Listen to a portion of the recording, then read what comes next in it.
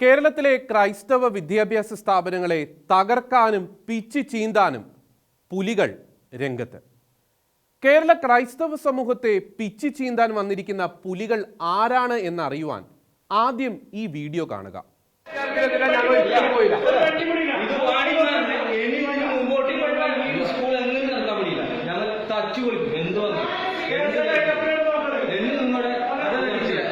നിങ്ങളിപ്പോ നിങ്ങൾ തെറ്റ് സമ്മതിക്കുന്നുണ്ട് അങ്ങപ്പോ ചെയ്തത്? പറഞ്ഞല്ലോ, ഞാന് ചെയ്ത് തെറ്റാന്ന് പറഞ്ഞല്ലോ. ഇല്ലാണ്ട് പറഞ്ഞല്ലോ.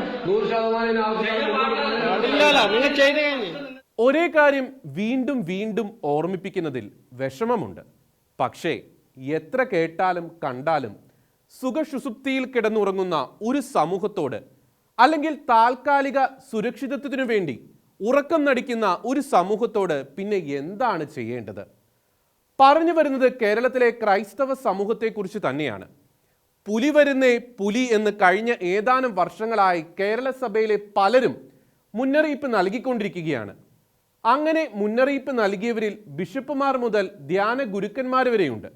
എന്നിട്ടും കേരള ക്രൈസ്തവരിൽ ഭൂരിപക്ഷവും ഈ കാര്യങ്ങൾക്ക് ചെവി കൊടുക്കാതെ സ്വന്തം കാര്യം മാത്രം നോക്കി ഉറങ്ങിക്കൊണ്ടേയിരുന്നു. സാധാരണ വിശ്വാസികൾ മാത്രമല്ല, നേതൃത്വത്തിലുള്ള പലരും സഭയുടെ സ്ഥാപനങ്ങളുടെ താൽക്കാലിക സുരക്ഷിതത്വം നിലനിർത്താൻ വേണ്ടി ആനുകാലിക അപകടങ്ങളെക്കുറിച്ചുള്ള മുന്നറിയിപ്പ് അവഗണിച്ചു കളഞ്ഞ് തങ്ങളുടെ അനുദിന വ്യാപാരങ്ങളിൽ മുഴുകി തന്നെ മുന്നോട്ടു പോകുന്നു. ഇതാ മുന്നറിയിപ്പുകളെ പൂർണ്ണമായും അവഗണിച്ച് മുന്നോട്ടു പോകുന്ന ക്രൈസ്തവ സ്ഥാപനങ്ങളെ തേടി ആ പുലികൾ എത്തിക്കഴിഞ്ഞു. സത്പേരോടെ പ്രവർത്തിക്കുന്ന ക്രൈസ്തവ സ്ഥാപനങ്ങളെ തകർക്കുക എന്ന പ്രഥമ ലക്ഷ്യത്തോടെ വളരെ ആസൂത്രിതമായ പദ്ധതികളോടെ പ്രവർത്തിക്കുന്ന തീവ്ര ഇസ്ലാമിസ്റ്റുകൾ എന്ന പുലികൾ. ഇനി വീഡിയോയിൽ കാണിച്ച സംഭവത്തിൻ്റെ പശ്ചാത്തലം പറയട്ടെ. കാസർഗോഡ് പള്ളിക്കര സെന്റ് മേരീസ് സ്കൂളിൽ യൂണിഫോമിന്റെ ഭാഗമായി തന്നെ മുസ്ലിം പെൺകുട്ടികൾക്ക് തട്ടം അനുവദിച്ചിട്ടുള്ളതാണ്. യൂണിഫോമിന്റെ കളറിൽ തന്നെയുള്ള തട്ടമാണ് അനുവദിച്ചിട്ടുള്ളത് എന്ന് മാത്രം. സ്കൂളിലെ എല്ലാ കുട്ടികളും എതിർപ്പുകൾ ഒന്നും കാണിക്കാതെ അതനുസരിച്ച് നല്ല നിലയിൽ സ്കൂൾ മുന്നോട്ട് പോവുകയുമായിരുന്നു. അതിനിടയിൽ കഴിഞ്ഞ ദിവസങ്ങളിൽ പെട്ടെന്ന് 3-4 കുട്ടികൾ മാത്രം സ്കൂൾ യൂണിഫോമിന്റെ കളറിലുള്ള തട്ടത്തിന്റെ സ്ഥാനത്ത് കറുപ്പ് നിറത്തിലെ നീളം കൂടിയ ഷാൾ കഴുത്തിലണിഞ്ഞ് സ്കൂളിൽ വന്നതായി പ്രിൻസിപ്പളായ സിസ്റ്റർ കണ്ടെത്തി. അത് കണ്ട സിസ്റ്റർ അവരെ വിളിച്ച് വളരെ ശാന്തമായി താക്കീത് നൽകുകയും യൂണിഫോമിന്റെ ഭാഗമായിട്ടുള്ള തട്ടമിടാൻ മാത്രമേ അനുവാദമുള്ളൂ എന്ന് നിർദ്ദേശിക്കുകയും ചെയ്തു. ആ കുട്ടികൾ അക്കാര്യം അവരുടെ വീടുകളിൽ പറഞ്ഞതിനെ തുടർന്ന് അടുത്ത ദിവസം അവരുടെ മാതാപിതാക്കളിൽ ചിലർ സ്കൂളിലെത്തി. എന്താണ് കാര്യമെന്ന് അന്വേഷിച്ചു.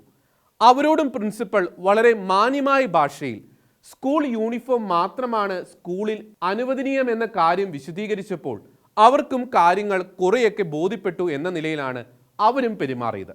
എന്നാൽ ഇതിനിടയിൽ പെട്ടെന്ന് ഏതോ ഒരു തീവ്ര ഇസ്ലാമിക സംഘടനയിൽ പ്രവർത്തിക്കുന്നു എന്ന് തോന്നിക്കുന്ന വിധത്തിൽ പെരുമാറിയ ഏതാനും യുവാക്കൾ സ്കൂളിലെത്തി പ്രിൻസിപ്പൽ സിസ്റ്ററെ ഭീഷണിപ്പെടുത്തുകയും ബഹളം വെച്ച് നിർബന്ധമായി സിസ്റ്ററെ കൊണ്ട് മാപ്പ് പറയിക്കുകയും ചെയ്തു. ആ വീഡിയോ ആണ് പ്രേക്ഷകർ മുൻപ് കണ്ടത്. അവർ സ്കൂളിൽ വന്ന് സ്കൂൾ ഓഫീസ് റൂമിനുള്ളിൽ ഭീകരാന്തരീക്ഷം സൃഷ്ടിച്ച് സ്കൂൾ അടിച്ചു തകർക്കുമെന്ന് വരെ ഭയപ്പെടുത്തി. മാത്രമല്ല, പ്രിൻസിപ്പളായ സിസ്റ്ററെ കൊണ്ട് നിയമപ്രകാരം ഒരു കുറ്റവും ചെയ്യാതിരുന്നിട്ടും നിർബന്ധപൂർവം മാപ്പ് പറയിപ്പിക്കുകയുമായിരുന്നു. അതിനുശേഷം സ്കൂൾ പ്രിൻസിപ്പൽ മാപ്പ് പറഞ്ഞു എന്ന് പറഞ്ഞ് ആ വീഡിയോ സമൂഹ മാധ്യമങ്ങളിൽ അവർ കേരളം മുഴുവൻ പ്രചരിപ്പിക്കുകയും ചെയ്തിരുന്നു. ഇത് വെറും സൂചന മാത്രമാണ് എന്ന് താക്കീത് നൽകിയാണ് തീവ്ര ഇസ്ലാമിസ്റ്റുകളായ യുവാക്കൾ സ്കൂളിലെ ഓഫീസ് വിട്ടുപോയത്.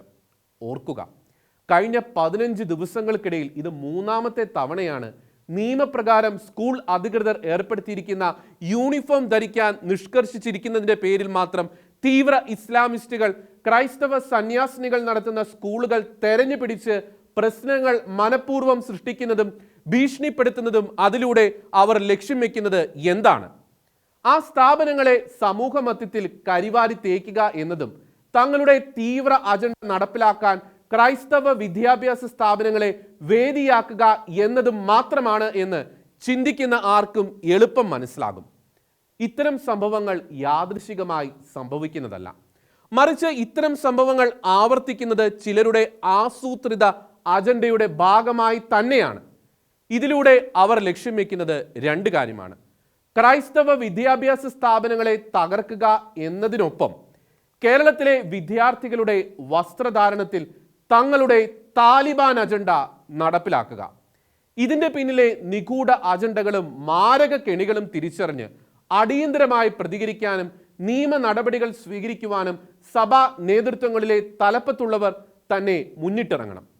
ഒപ്പം എല്ലാ ക്രൈസ്തവ വിദ്യാഭ്യാസ സ്ഥാപനങ്ങളെയും ഇക്കാര്യങ്ങൾ ബോധ്യപ്പെടുത്തി വേണ്ടത്ര ജാഗ്രത പാലിക്കാൻ നിർദ്ദേശിക്കണം. വീണ്ടും ഓർമ്മിപ്പിക്കട്ടെ, പുലി വരുന്നു എന്നല്ല, പുലി വീട്ടിൽ കയറി കഴിഞ്ഞു എന്ന് സഭയിലെ തലപ്പത്തുള്ളവർ മുതൽ സാധാരണ വിശ്വാസികൾ വരെ തിരിച്ചറിയുക.